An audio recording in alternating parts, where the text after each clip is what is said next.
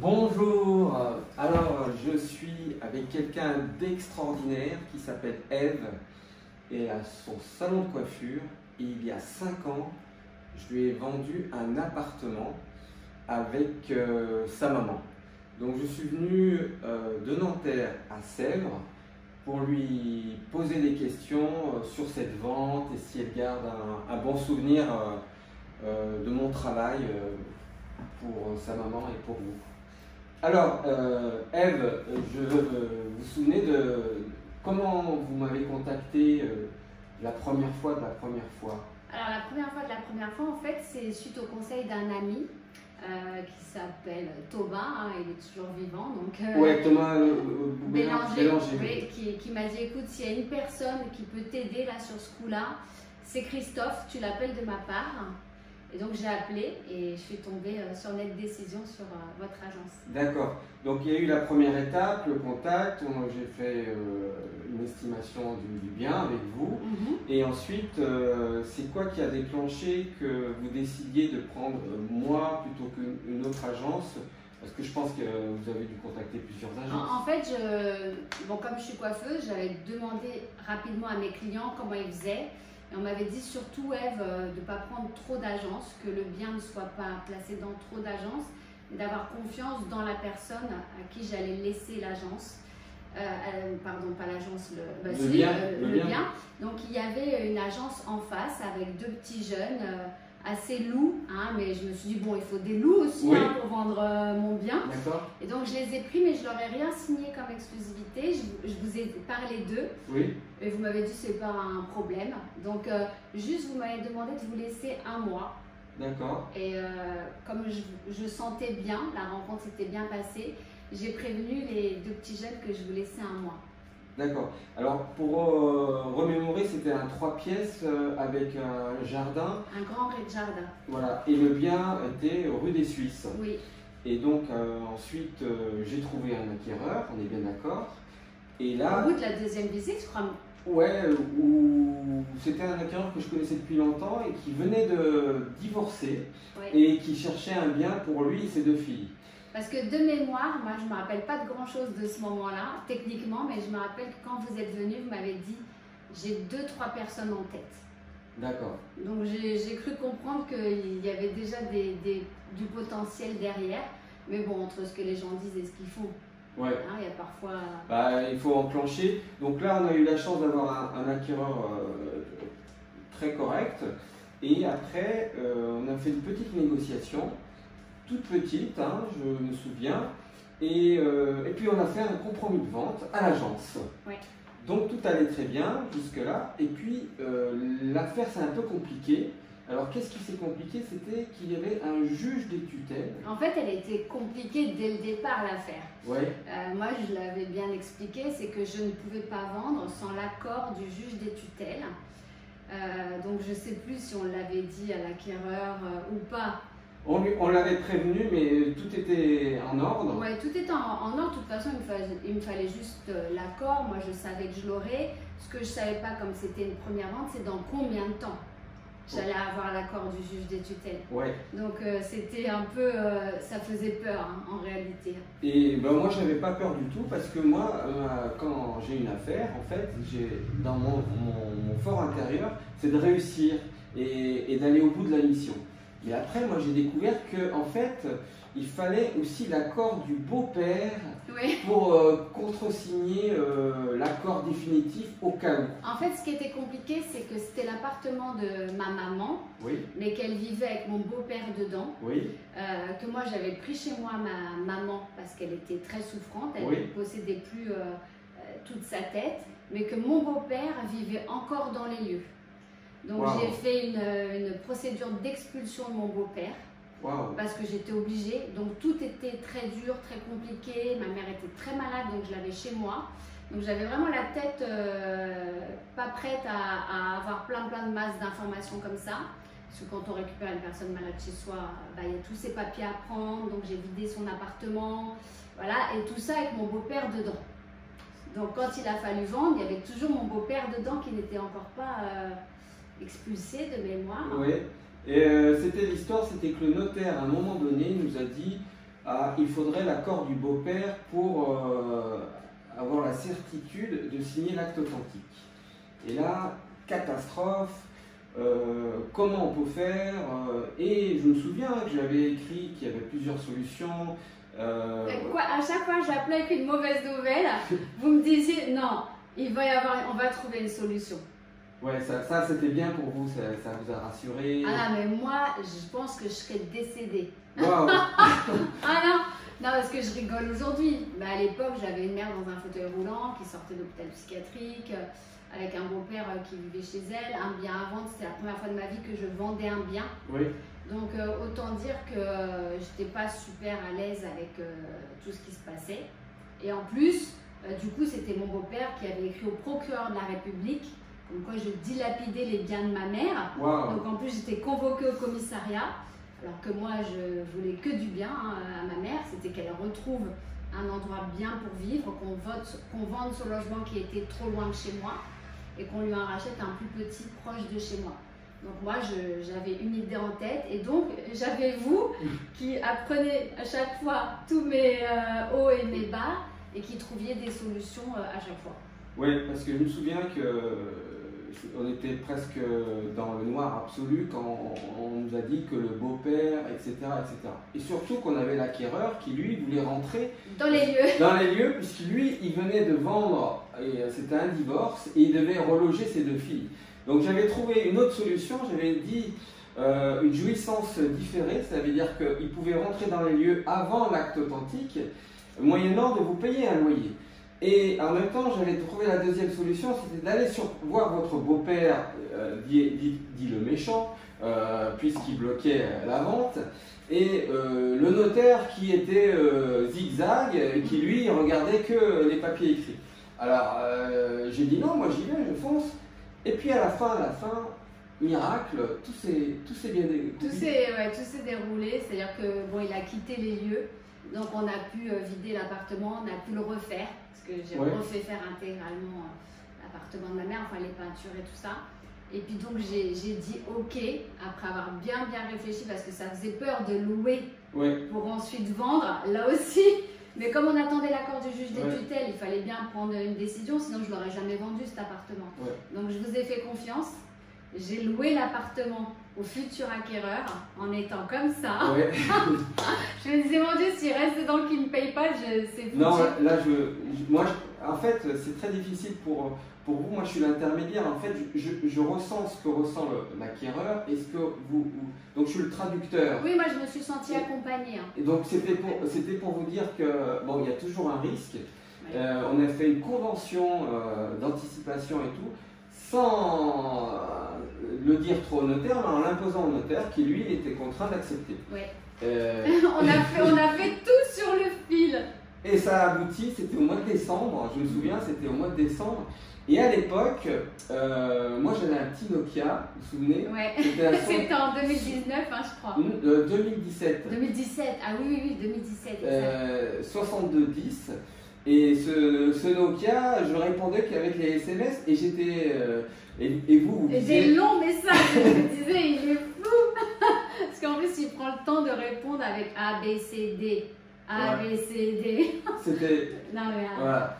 Et donc maintenant, je vous filme, c'est moi qui vous filme. Je suis contente, avec un super iPhone 11. Et je me suis complètement digitalisé. Et puis voilà. Alors je voulais savoir que vous, après, avec cet argent, vous deviez racheter un bien. Oui, donc parce que c'était un argent qui était donc sous contrôle du juge des tutelles toujours, donc sur un compte en démembrement. Alors il faut savoir que même les banquiers ne savent pas de quoi ils parlent. Quand on parle d'un compte en démembrement, c'était ultra lourd en fait. Donc j'ai racheté dans les mêmes conditions que ce que j'ai vendu. C'est-à-dire j'avais un peu de bien dans un peu de patrimoine dans ce bien. Ben, j'ai choisi de laisser à l'identique et de racheter à l'identique. Pour mettre un locataire, pour louer. Oui, j'ai racheté et finalement, comme l'état de ma mère s'est dégradé, elle est entrée en maison de retraite, en EHPAD.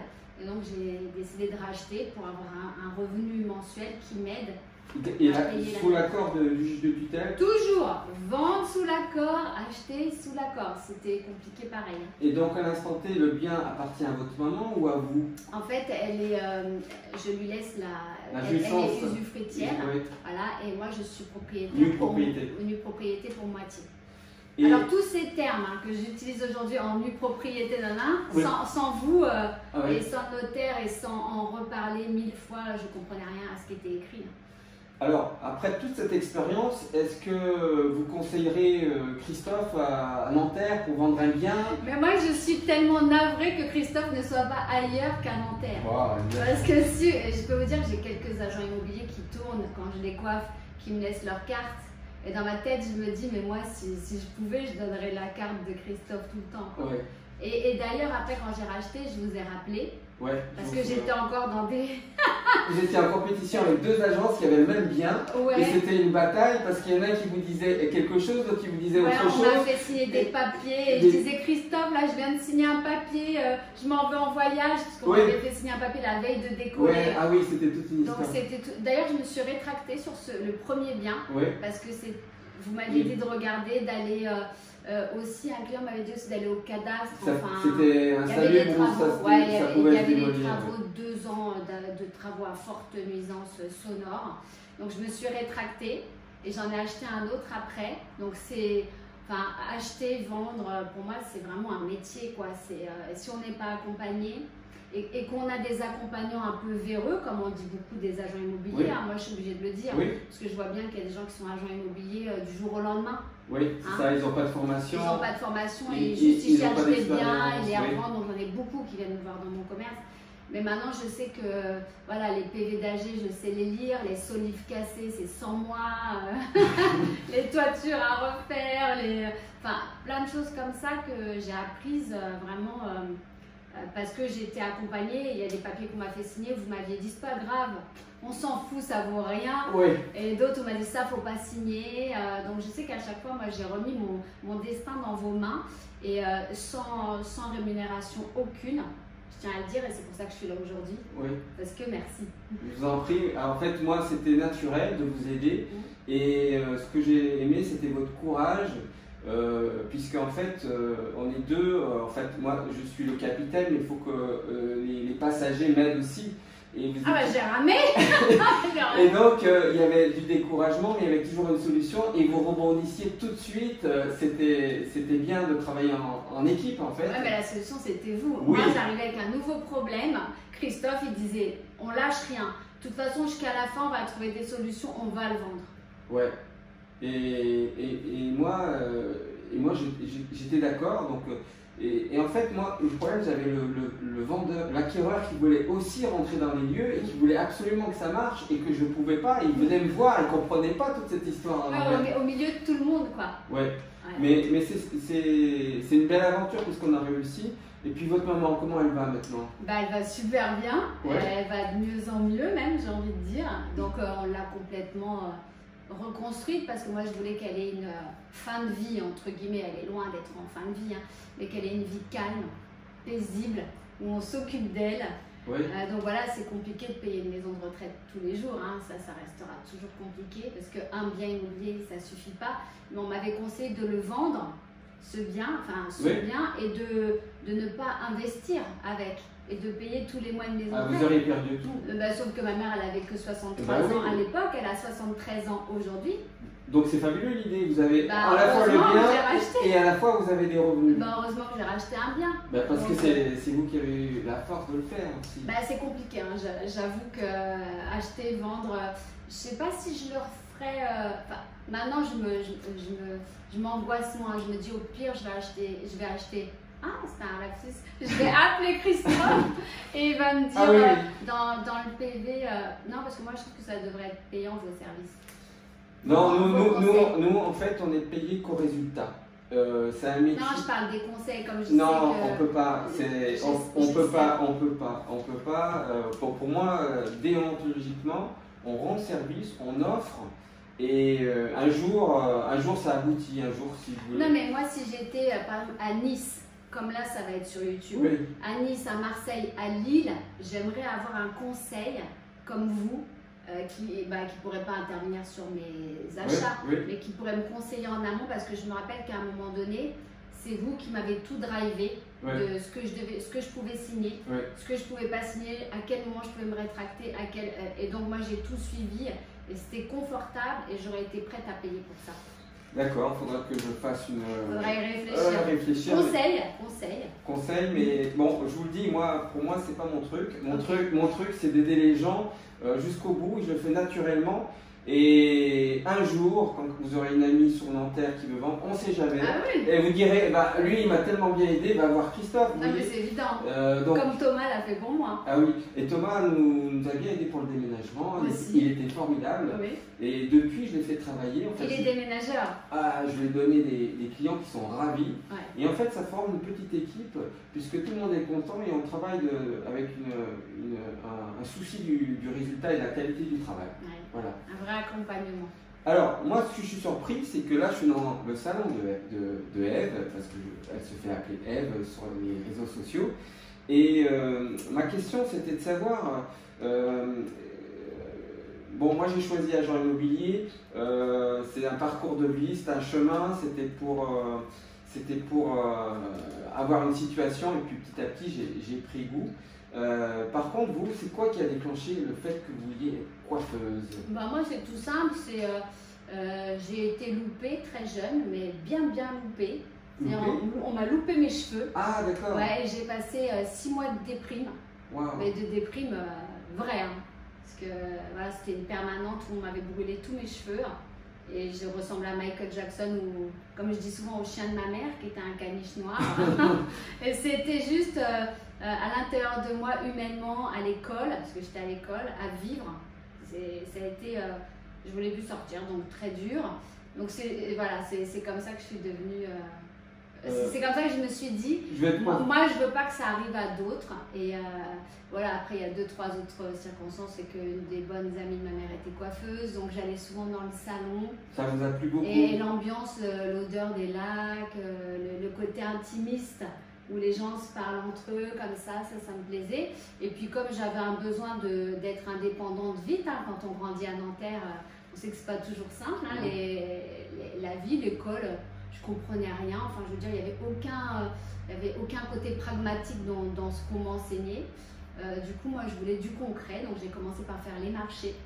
Ah ouais? Ouais, j'ai vendu de la fripe à 1 euro. Sur les marchés de Nanterre ou sur les marchés de Nanterre, d'ailleurs, je parle assez bien l'arabe. Hein. Ah bon? Ouais. Donc ça étonne toujours les gens, ça. Mais voilà, moi j'ai évolué avec des amies maghrébines, tout ça, à qui j'ai appris le français d'ailleurs très tôt. Et donc c'est venu naturellement aider les gens par l'image, on aide beaucoup les gens. Donc ça m'a permis en fait d'aider les gens avec un art, quelque chose qui soit dans le concret. D'accord. Ouais. Alors moi, les nouvelles technologies sont en train de révolutionner tous les métiers. Ouais. Alors le nôtre, agent immobilier, on est dans le savoir-faire, mais on doit le faire savoir. En plus. Et donc c'est des métiers différents, mais si on ne fait pas savoir, on n'arrivera pas à aider les gens. Alors ce que je voulais savoir, vous, la nouvelle technologie, alors ceux qui ne savent pas, c'est que Ève, elle a une chaîne YouTube incroyable, elle a 1000 ou 1200 abonnés. Plus de 1000 abonnés sur YouTube, c'est très difficile. Donc là, ça va exploser les compteurs puisque. C'est surtout que moi, je parle que de la coiffure. Oui. Donc je suis vraiment dans une niche. Oui, mais quand même. Alors moi, ce que je voulais savoir, est-ce que vous avez des retours positifs ou négatifs par rapport à votre chaîne YouTube quand vous diffusez du contenu? Est-ce que vous avez du négatif ou des positifs ou que du positif? Non, on a de tout toujours parce que les gens sont anonymes sur les réseaux. Oui. Donc c'est facile de dire « Ah, la coupe elle est pourrie ». Parce que moi j'ai accompagné les gens quand on était confinés. Oui. D'ailleurs j'ai fait Laurent Ruquier, les grosses têtes, j'ai fait Morandini, j'ai fait France 2, France 3, Europe 1. Enfin j'ai répondu, j'ai dit que moi je ne laisserais pas tomber mes clients. Et donc j'ai posté des vidéos de comment couper les cheveux. Donc forcément, quand on fait ça, la concurrence, elle n'aime pas trop qu'on montre ce qu'on sait faire. Oui. Mais moi, j'ai atteint 100 000 vues dès la première semaine sur une vidéo où je montrais comment couper les cheveux à son compagnon. Oui. Parce que les gens étaient chez eux avec des cheveux longs, désœuvrés, donc ils sont au moins rentrés un peu dans notre métier. Voilà. Et j'ai vu qu'il y avait des chaînes de télévision comme FR3, Antenne 2, les radios sont venus ici dans votre salon? Oui. Ben, en fait, quand on est visible sur les réseaux, il faut savoir que les journalistes aujourd'hui ne savent plus trop, eux non plus, où trouver l'info. Donc ils vont là où il y a de la lumière. D'accord. Et donc comme j'ai une chaîne YouTube qui a de la lumière, bah voilà, ils ont pris contact avec moi comme ça pour connaître mon positionnement par rapport à la réouverture. Alors là, c'est aussi énorme parce que moi, j'ai annoncé que je prenais beaucoup plus cher à la réouverture pour pallier les 2 mois de perte de chiffre d'affaires. D'accord. Et juste derrière moi, donc ils ont coupé plein de choses que j'ai dites, mais je savais qu'ils feraient ça. Et juste derrière moi, ils ont posté un coiffeur qui donnait tout, qui faisait tout gratuit. Donc c'était pas bien. Si, moi j'ai plein de coiffeurs qui sont rentrés à mon contact et qui m'ont dit merci Ève, au lieu de prendre 2 € de kit, je vais prendre 5 €. Parce que nous, on a perdu 2 mois, 2 mois de perte sèche, de charges, ça, on n'en parle pas assez. Oui, il n'y a pas eu des aides de l'État? Oh, pas grand-chose. Tu as un salaire de 1 500 €, oui. Voilà, bah, c'est super. Quand tu as 6 000 € de charges par mois, 1 500 € qui ne tombent même pas sur ton compte perso. Enfin, je veux dire, après, voilà, il y en a eu d'autres, il y en a d'autres qui ont d'autres choses. Il y a eu quelque chose comme une plus grosse aide au mois de novembre. Mais novembre, on est rendu combien de mois après tout ça? Après, on a eu le droit de prendre un prêt que là maintenant on nous demande de rembourser. Oh waouh! Je veux dire, bah oui, donc, ça y est. Ça change. Donc les gens ne se rendent pas compte, on s'est endetté de folie, quoi. Donc, malgré tout, je trouve que vous avez une forme de positivité. Vous êtes joyeuse, comme si ça ne vous atteint pas plus que ça. C'est ma définition. C'est vrai. Je m'appelle Ève. Ah oui. Donc Ève, elle peut pas baisser les bras, Ève. Oui, surtout qu'elle a fait un parcours du combattant pour sa maman, pour rendre son appartement, elle a gagné toutes les étapes. C'est ça, non, et puis après j'en ai fait plein d'autres. Pendant le confinement, je suis devenue allergique aux produits que j'utilisais, donc j'ai dû faire un virage à 360 degrés, et maintenant j'utilise plus que du végétal, du bio, parce que je suis devenue allergique même au parfum. Donc tout ça, on le rajoute pendant une période où on ne peut pas travailler, c'est juste, je dis, là je vais pas y arriver, aidez-moi. Ouais. Aidez-moi. Et on t'aide. On t'aide. Et alors, je reviens à la digitalisation. Vous faites du contenu vous-même? Comment ça se passe? Tous les jours, vous faites quelque chose? Alors en fait, moi j'ai commencé dans le premier confinement. Je me suis dit, ok, je ne peux pas sortir de chez moi. Bon, bah, je vais ouvrir la fenêtre de la visibilité. Et j'ai cassé les pieds à tout le monde tous les jours. C'est-à-dire que je postais une vidéo tous les jours. Ève à la piscine, alors on n'avait pas le droit. Ève dans les bois, alors on n'avait pas le droit. Enfin bref, Ève. Et puis c'est comme ça qu'on m'a repérée. Et donc aujourd'hui, je suis devenue formatrice parce que pendant ce confinement, j'ai travaillé sur une technique de compréhension rapide du client que j'ai inventée. Wow. Donc j'ai écrit et je l'ai écrit directement en digital. C'est-à-dire qu'aujourd'hui, ça ne m'intéresse même pas tellement de le faire en physique.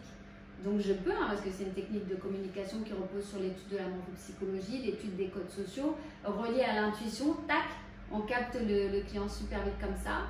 Donc ensuite j'ai été repérée par des revendeurs, des promoteurs de formation. Donc j'ai formé 53 coiffeurs dans le second confinement. Voilà, et après qu'est-ce que j'ai fait d'autre? J'ai filmé les interviews que j'avais commencé de filmer. J'ai écrit des articles et la presse professionnelle est entrée en contact avec moi et donc me relaye tous les mois mes interviews filmées. J'écris les articles, elles sont en version papier. Les deux à la fois? Ouais, donc je pense que si je vais à la boîte aux lettres, il y a le numéro 89 qui est sorti avec le dernier qui s'appelle Rodolphe que j'ai interviewé. Donc j'écris ce que je veux. Vous avez une liberté? Ah oui, totale. C'est ma condition. Ouais. C'est que je veux pas revendre des choses. Je veux juste entendre le parcours d'entrepreneurs comme moi, parce que quand on est entrepreneur, il n'y a pas d'école sur l'entrepreneuriat, il n'y a aucune école. Ouais. Quand on ne fait pas HEC, quand on ne fait pas des grandes écoles, et qu'on se monte comme ça en tant qu'artisan, on apprend tout sur le terrain. Donc j'ai ouvert sur ma chaîne une playlist entrepreneur. D'accord. Et je donne un peu des conseils que j'aurais aimé moi recevoir. Donc à chaque fois, c'est fait en tout petit, c'est fait à mon niveau. Oui, mais très pratique en fait. Pratique, voilà. Avec vous, ça a été pratique. Moi, j'essaie d'être pratique dans mon métier et après, ça suit son chemin, ça ouvre d'autres fenêtres. et qui sait où est-ce qu'on va retrouver. Et le fait qu'il y a des grandes vedettes qui sont venues se coiffer dans votre salon, est-ce que ça vous montre le chiffre d'affaires ou c'est juste de l'image ou... En fait, moi, je peux communiquer dessus quand ils veulent bien, oui. Parce que c'est pas toujours. Ensuite, les marques qui me regardent, ben, elles sont intéressées après pour avoir ces grandes vedettes. D'accord. Sauf que c'est non. C'est non négociable. Ah, oui. Les interviews que je fais avec elles, c'est parce qu'elles ont bien voulu me les donner à moi. Oui. Voilà, donc voilà, j'aide des fois aussi à coécrire des livres. Là, je pense qu'il y en aura un prochainement qui va sortir peut-être dans lequel je serai. Mais en fait, c'est juste, je le fais sympathiquement. Par plaisir. Et puis ensuite, voilà, je me retrouve dans un livre en tant qu'experte coiffeuse. Mais moi, à l'origine, je ne l'ai pas du tout fait. Pour ça? Bah non. Et est-ce que vos concurrents des coiffeurs qui sont à côté de vous sont jaloux ou ils disent bravo? Alors, moi j'apprends par des coiffeurs qui travaillent chez moi qui ensuite travaillent des fois ailleurs, parce que d'ailleurs on me défend beaucoup. Hein. J'ai découvert depuis peu que j'ai du magnétisme dans mes mains. Ouais. Donc je me suis formée chez Arnaud Richard de Chicourt et ailleurs, et je l'ai fait écrire sur ma vitrine. Donc je sais juste qu'il y a des endroits où on dit en plus, elle a écrit qu'elle est énergéticienne. Donc voilà, je sais que les gens me regardent, mais moi je ne suis pas très au courant qu'ils me regardent. Oui, donc vous n'attachez pas d'importance au regard des autres, c'est ça? Non, ouais. Mais tout en étant exigeante pour faire la meilleure image de vous, c'est votre travail. En fait, l'audiovisuel, c'est un métier qui m'aurait plu, hein. Oui. Aussi, pourquoi pas. Alors, qu'est-ce que vous pensez de la coupe de cheveux de Hollande et de son coiffeur? Je pense qu'on lui a beaucoup foncé les cheveux. Hollande, il s'est fait avoir. Non, moi je dis bravo au coiffeur. Bravo qui a réussi à lui prendre 3 000 € tous les mois. Respect, c'était le minimum. Enfin, je ne sais pas s'il ne prenait même pas plus. Mais pourquoi on devrait être coiffeur, pas payé? Oui, c'est vrai. Bah attends, il y a des en plus, il était coiffeur 24 heures sur 24, si j'ai bien compris. Non, 3 000 € c'est rien. Aujourd'hui, on a des gens qui travaillent dans le conseil. Moi, je dis toujours, il faut rendre à César ce qui est à César. C'est pas parce qu'on a fait une grande école qu'on est doué. Et après, ils seront généralement travaillés entre eux. Donc, ça fait qu'ils ont des salaires de dingue, juste parce qu'ils ont fait des écoles de dingue. Quand on n'a pas le parcours familial qui donne la possibilité de faire des grandes écoles ou des belles études, on peut se débrouiller autrement en étant coiffeur de star, en étant coiffeur pour le cinéma, enfin il y a plein de palettes dans le métier de coiffeur. Ouais. Et alors pourquoi nous, on devrait être cantonné à 1 200 € par mois? Ah oui. Je ne comprends pas. Et est-ce que votre opinion, bon ça c'est difficile à dire, l'histoire du Covid, est-ce que vous y croyez, votre maman, quand vous allez la voir, est-ce que vous prenez toutes les précautions? Ma mère, elle est en maison de retraite, donc déjà, j'ai pas pu la voir pendant 1 an. Ça a posé quand même des gros problèmes, parce que les équipes soignantes, elles se relâchaient quand même un peu. Et quand j'ai pu remonter dans sa chambre, je peux dire que l'odeur, tout ce qu'il y avait à jeter... C'était relâche.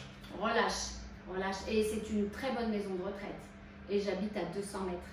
Donc j'imagine les gens perdus au fin fond de je sais pas où, avec des parents qui ne peuvent pas venir. Donc ma mère, voilà, si là elle ne se fait pas vacciner, elle ne pourra pas, par exemple, accéder aux activités. Ma mère, elle a une sclérose en plaques suite éventuellement à un vaccin. Donc vous ne voulez pas qu'elle se fasse vacciner? Qu'est-ce qu'on fait? Oui, il y a déjà une étape comme ça, oui, c'est très dur. Bon, donc là, j'ai demandé qu'on attende un peu. Est-ce qu'elle peut faire les activités avec un masque? Après, je viens d'apprendre aujourd'hui que j'ai une autre amie qui a le Covid-19. Là, bon, elle a été très fatiguée pendant 3 semaines. Un autre ami qui l'a eu aussi. J'ai personne qui est mort. Je trouve qu'on arrête quand même toute la vie de tout le monde. Je coiffe des médecins qui m'expliquent qu'une personne sur 2 va mal, que les anxiolytiques, les antidépresseurs, là on a ouvert la vanne, on peut les distribuer à tout le monde. Et elle, par exemple, elle ne comprend pas qu'on laisse les gens chez eux avec du Doliprane. Elle ne comprend pas qu'on ne traite pas. Elle traite en tant que médecin.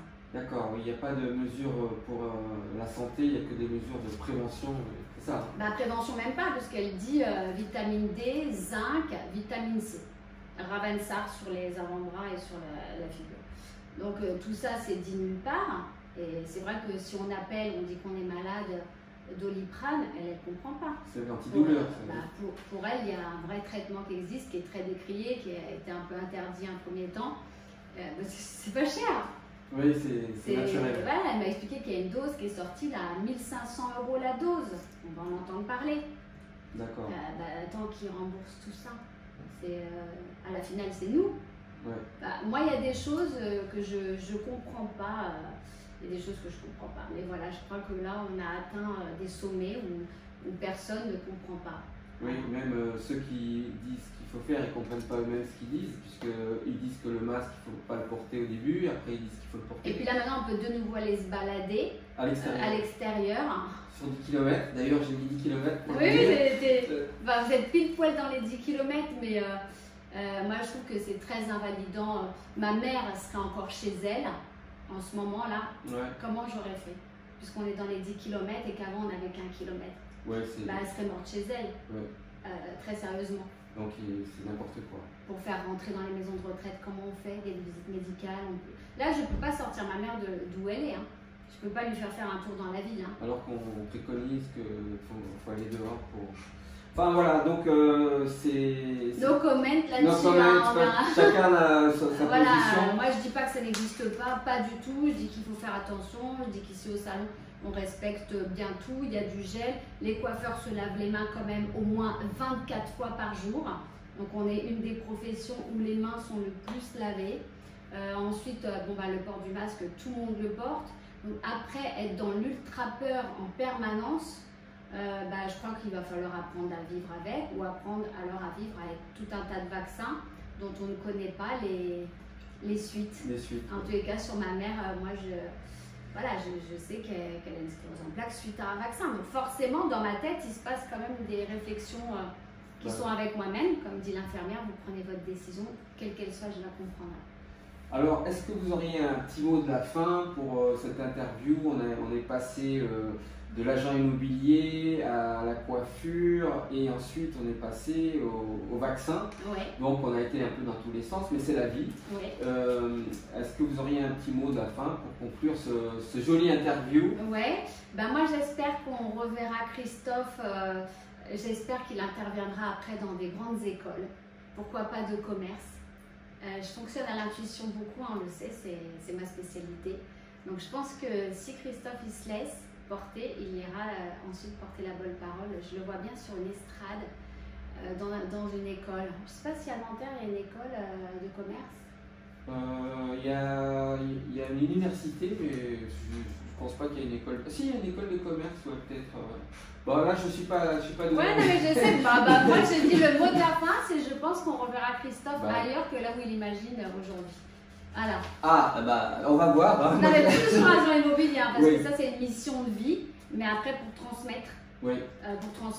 Voilà. C'est vrai que j'aime bien transmettre. Là, je forme une jeune fille qui s'appelle Pam, qui devait venir ici, mais ses parents ont eu le Covid. Voilà. Et donc, elle n'a pas pu venir nous filmer, donc on filme en statique. Oui. Je ne sais pas si ça donnera quelque chose, mais j'espère que oui. Et c'est vrai que j'aime bien donner l'info, qu'elle comprenne la même chose que moi et traduire.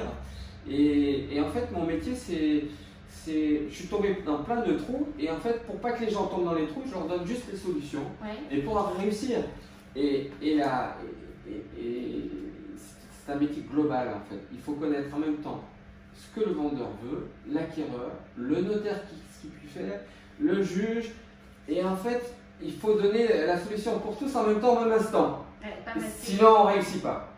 Et nous, dans notre métier, quand vous faites une belle courbe, si vous ratez un cheveu, nous, on doit faire pas 20 sur 20, on doit faire 21 sur 20. Parce que si on fait 20 sur 20, il y a quelqu'un qui va faire 21 sur 20 qui va prendre l'affaire. Donc, moi, j'ai appris. Et puis, il faut savoir perdre et accepter parfois l'impossible qu'on ne peut pas réussir. Moi, je dis que là, il faut être humble, de dire voilà, on a tout fait. Par contre, en termes d'agent immobilier, c'est compliqué de trouver quelqu'un de plus pointu et en termes de connaissances plus spécialisé que vous. J'en ai vu depuis, parce que j'ai racheté. D'accord. J'en coiffe quand même pas mal aussi. Moi, je préfère qu'on s'arrête là-dessus sur le fait qu'il n'y a pas plus haut. Enfin, j'ai pas. Bon, merci. C'est pas pour l'ego, hein, oui, c'est oui. pour tout ce que ça m'a apporté, tout ce que ça m'a aidé, tout ce que ça m'a sauvé, tout ce que ça m'a dépatouillé, que j'étais quand même dans une espèce de boue un peu noirâtre là et que ça m'a mise au-dessus dans une mare à peu près acceptable. Voilà. Et alors, moi, je suis curieux. Vous m'aviez dit que vous allez écrire un livre. Il écrit le livre en fait. Il est déjà écrit? Il est écrit depuis longtemps. Il faut que je le reprenne parce qu'il est trop gros. Il est trop gros et j'aurais tellement de chapitres à réécrire, mais j'y pense là, de reprendre. Alors, est-ce que je figurerai dans le livre dans un petit chapitre? Bah forcément que si j'écris la suite, il y aura forcément un chapitre revente du bien de ma mère, hein, ouais. C'est sûr. Bon les amis, je vous dis à bientôt. Ève est formidable, elle reste distante, elle aime son métier comme moi j'aime le mien. Alors on ne fait pas le même métier, mais on a quelque chose en commun, on aime aider et faire réussir les choses. Ouais. Hein, et tant que c'est pas non, on dit que ça sera oui pour une vente. Oui, voilà. Allez, ciao. Ciao. À bientôt. À bientôt. Au revoir.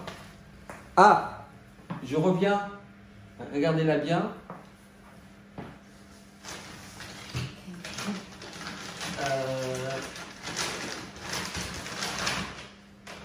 Aujourd'hui, elle a 2 fois 20 ans. C'est son anniversaire, le 22 mars. Aujourd'hui, j'ai 50 ans. Donc, c'est symbolique. Oh là là. C'est symbolique. Alors déjà, il y a un lingot d'or. Voilà, le lingot d'or pour la maman et la jeune fille. Quelques chocolats. C'est super gentil. C'est symbolique. Hein. C'est super gentil. Bah, moi, je veux bien les lingots d'or. Oui. Et les chocolats. Je prends les deux. Ça va. Bah, merci beaucoup, Christophe. Allez, je t'en prie.